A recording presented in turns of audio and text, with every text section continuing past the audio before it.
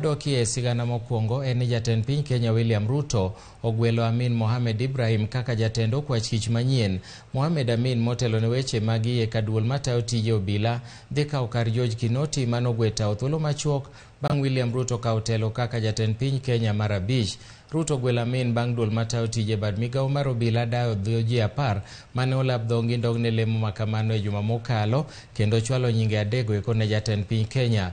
Motelo ne mano, Amin Mohamed ne ogwel kaka jatend DCI ma Kojolo tarik 30 dwe mar 9 higani kaluwore gi gwe tawo mar Kinoti.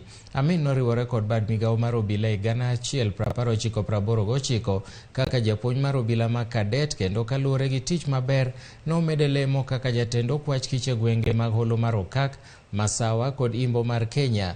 E 2004 Amin Mohamed noriwore kod log tich maduong' mar okwach kich e lemo kaka jatend timo nonro. Kaito Amin bende nogwel kaka jalup inspekta matayo weche mag iye ka DCI 2019.